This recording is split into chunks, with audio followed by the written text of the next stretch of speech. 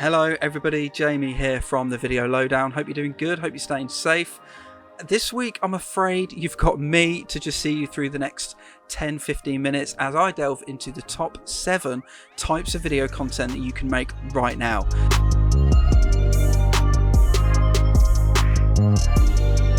This is right now with your camera phone.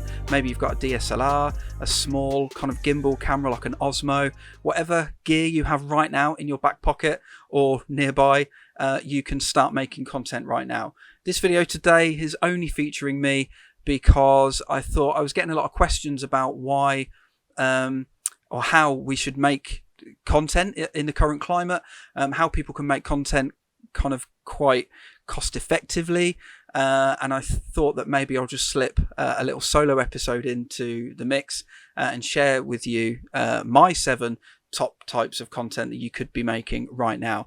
It's not really about the technology as such. Having good technology, having good camera phone technology, having a DSLR with lenses, all that kind of stuff is really good. But really it's about the content. I know you've heard it a million times before. Content is king, blah, blah, blah, blah. But there is truth in that. Having a good idea, having a good story, a good narrative, something that pulls the audience in. If you're filming that on your phone, some of the top YouTubers in the world only film content on their phone on a pile of books with a natural window light. So it's just about having an idea, and I wanted to help you today to maybe kind of spark some of that creativity that might be sitting inside your brain. And video content creation has never been more accessible. So I highly recommend you stick with me for the next 10 or so minutes, and we're going to go now into the first of the 7 types of video content you can be making right now. The first type of video content that I would recommend getting involved in and creating yourself is a hobby film. So whatever interests you have outside of work, outside of your kind of professional arena, or maybe your professional arena, merges with your hobby. But whatever your hobby is, there is a platform, there is somewhere in the world, somebody somewhere in the world that will be interested in what you're doing, will have already a following or a fan of what you're doing. And there's no reason why you can't kind of drop into that niche. People love seeing people they know on camera. So you filming, doing your hobby might inspire someone else to have a go. It might inspire a whole new, group of people that are in your social feeds that you don't even know about that maybe think about doing that. Video content type number 2, I would say, is going to be an instruction or tutorial video. Even bigger than gaming, probably. How-to videos are absolutely massive. I mean, you type how-to into Google, you can learn how to do anything, learn any language, how to master anything in a short amount of time. Your ability to share your knowledge and your expertise with the audience and bringing your professional expertise and, transforming what you know into a tutorial or an instruction video or an explainer, I think is a fantastic way to be putting video content out there. There are a variety of video editing apps which will kind of guide you through the process and almost do it for you. Instructional videos, for personal trainers, for chefs, for anybody really. You can kind of create a how-to series of videos out of anything that you do, and that's kind of where it comes on from the hobby. You can use the hobby videos to just kind of share your passion with the world, but if you take it one step further and actually attach almost like a curriculum to that, I suppose, you can really start to drill down and share with people not only why you love what it is that you do, but how you do it and how other people can also do it. So tutorial and instruction videos are a great way to get involved and start creating video content right now. Video content suggestion number 3 is review videos. Man, these are awesome. Review videos are, if you've ever just kind of hit that black hole of YouTube and you've been scrolling for a little while and you've kind of gone too far and one eye's kind of drifting off, you're not really concentrating on life, and all of a sudden you're watching people unbox a 33-year-old pack of collectible cards from a thing that you've never heard of with some chewing gum that's 30, like, it's just like you just fall in this black hole and you're mesmerized. You're watching it going, oh my God, I need to get me one of these. I need to get whatever this is I'm watching right now. I need to get this. Happens to me a lot, happens to my kids a lot. But it's review videos. There's something mesmerizing, set up your phone, buy some shit, review it, share it with the world. You don't just have to review things that that turn out good or you think are good. Some of the funnier review videos are videos actually where they're just the item that they're reviewing is awful or doesn't work, and the user's getting frustrated with it. There's some real good comedy moments in there. Children's toys in this arena is unreal. If you've got children and if you allow them just a few minutes on YouTube or YouTube Kids, and they start watching like Cocomelon or nursery rhymes or any of that stuff, and then within about 2.5 seconds they're watching some kid in America unboxing the Ninky Nonk train from In the Night Garden, and you're just like, what? How did you do that? How did you get from watching Hickory Dickory Dock to somebody unboxing the Ninky Nonk train and all these other crazy toys? And it just spirals from there. These channels have millions and millions of subscribers, and promo deals and brand deals.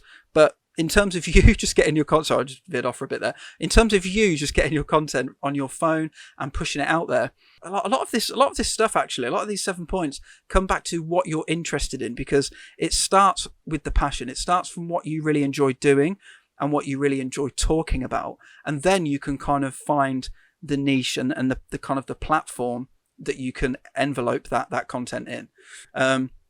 So anyway, point 3. Back to review videos.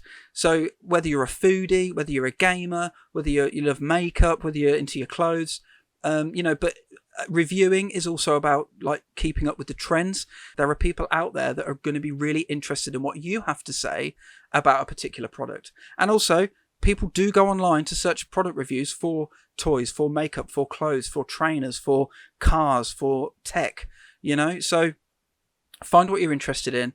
Get your phone out, put it on a tripod, and get reviewing.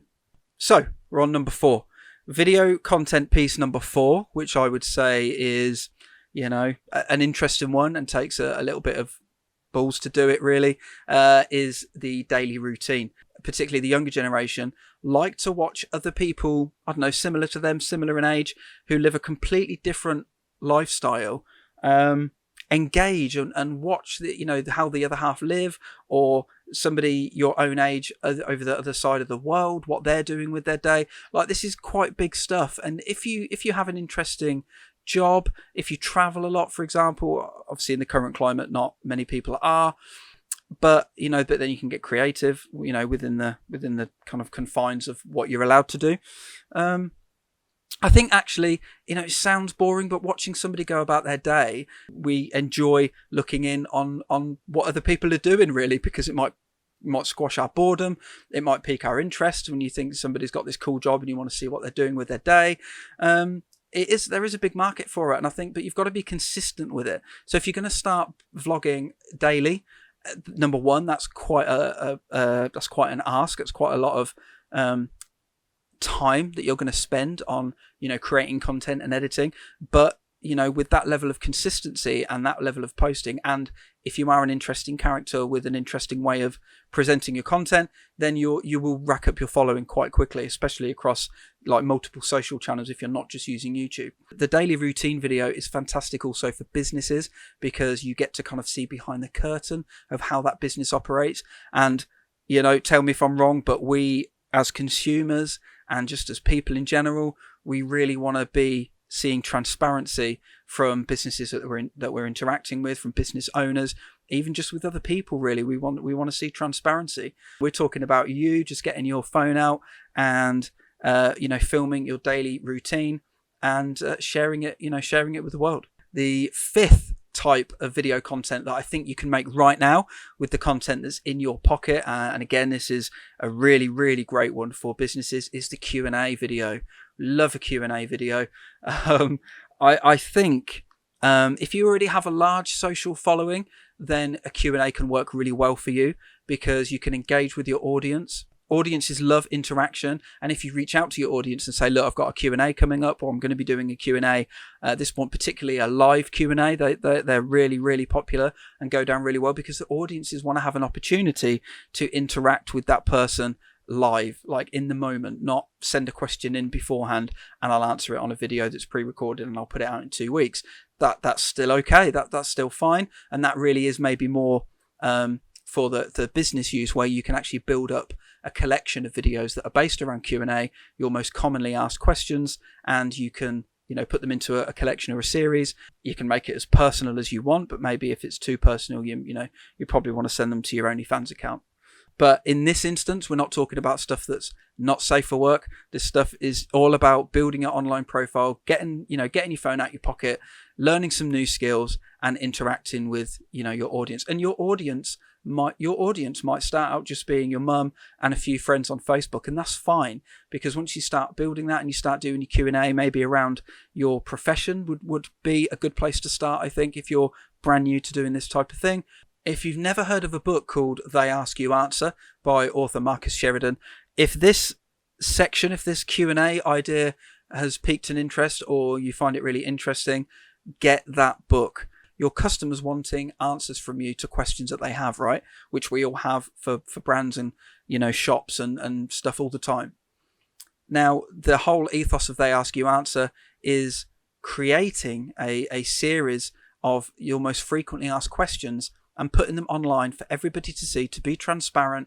It might be pricing, the location, how your service is operated, and any questions that you constantly or consistently getting. Video is a huge part of that process, and live streaming the Q&A sessions are huge at the moment. So if you can get on that bandwagon and jump on that train, absolutely do. If you're in a profession, or if you're in a space where you get asked a lot of questions about what it is that you do, consider doing a series of videos, not just one long video, and the book explains why, but a series of videos which answers each question.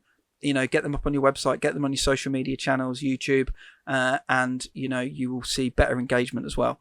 So naturally, moving on from talking about doing live Q&As, we're now moving on to content type number 6.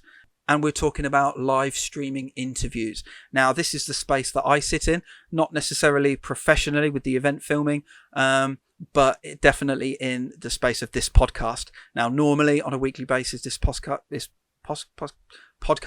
hosts me and a guest, and we talk about video and we talk about their use of video. And that is the platform that I wanted to create to enable during lockdown for me and somebody else to talk about video, and hopefully people watching, get some value and get some nuggets of information.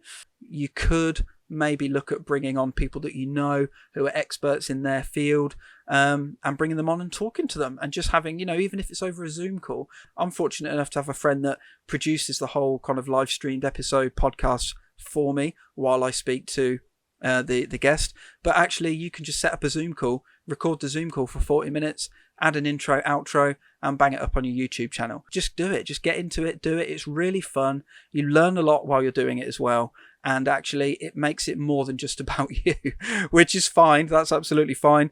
Share knowledge, expertise, laugh with them, cry with them if you must.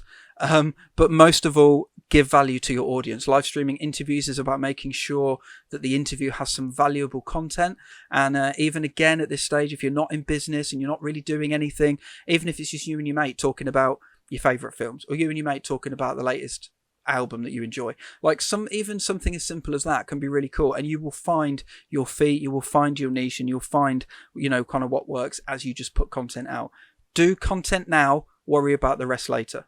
Okay, so we're at number 7. So this is my 7th type of video content that I think you could make right now. You could pull your phone out, have an idea, set it up and do it right now. And we're talking about challenge videos. Again, another huge market of video content, particularly on platforms such as TikTok, Snapchat, Instagram stories, that kind of live, immediate, short form content. Challenges, that kind of sit there really well. 100 Jaffa cakes in a minute, easy peasy, running 47 marathons back to back, no problem. If you're going to do these challenges, then film them. And, I suppose really I should put a warning to say, don't try stupid shit at home if you're probably not going to be able to do it without hurting yourself. But people do that anyway, regardless of warning. So the warning's there. It's your choice. Any of these challenge videos are obviously entertaining as well, which is a word we haven't really used yet. All of this content will be entertaining. all of these 7 types of content will be entertaining to the right audience. That's what you need to remember. But if you just start making the content and putting it out there, if you don't do that, you will never know what type of person is going to enjoy your content. And it takes time, man. It takes a long time to go from your first video even to 10, 20, 100, 500. You're still going to be narrowing down and carving and niching. You start with a big square block of stone and you're just going to be chipping away at it over the months and years. But it's about consistency. It's about getting your message out there. I keep saying that. I'm hammering it home. I know. I ain't finished talking about challenge videos yet. You know, keep them safe, keep them fun. And actually, people like that stuff. This type of stuff is an escape, you know, from reality, particularly at the moment. So doing something funny, doing something engaging and entertaining and silly can really help, and it will uplift your audience as well as you probably while you're doing it. You notice I haven't really talked about how to film this stuff. That's because really I'm coming at this from an angle of you don't really need to know how. You know you need light from somewhere. You know that you need a camera phone or a camera of semi-decent quality. But if you've got an idea and you just want to run with it, just do it. There are loads of videos on YouTube, and I've thought many times about doing one about top tips for lighting or top tips on how to shoot on your phone. And I think that's fine, but I think people are a little bit past that now. It is still really good to know, but most phones out of the box shoot 4K, you know, full 1080p, crystal clear, even in poor light and dodgy sound, you know, situations, dodgy sound environments. So don't get hung up on the technology. If you've got a smartphone and you've got an idea, go and do it, and you will learn the rest as well. Look at what other people are doing. Use a window. I did start with a window, but actually it's dark now, so fortunately I've got these lights to back me up. But I am a video producer after all, so really I should have that kit anyway. There we go, folks. 7 types of content, video content that you can make right now. I think each and every one of you watching this now can choose one of these, run with it, come up with a few ideas, and get making some content. If you've got any questions, if you want to connect with me on social channels, I'm at Jamie Ray Video. I'm a huge advocate of people being able to use video to share their message authentically and really just connect with people. This is a time of connection, and we really need to remember that. And I think hopefully one of these 7 ways has resonated with you. You can now go out, film some of this content, and I'd love to see it if you want to share it with me. No drama, no stress. Remember, it's about the content, not the technology. Your delivery and quality will improve over time. Thanks for watching today. Really hope you enjoyed that. I'm at Jamie Ray Video on all social media platforms. Please subscribe below, hit the big red button, make sure you click the bell as well for notification of new videos. Please do leave a comment below, engage with me. Let's start some comments, let's start some discussion. Join me next Wednesday at 10 when we've got our guest on for episode 15 of the Video Lowdown.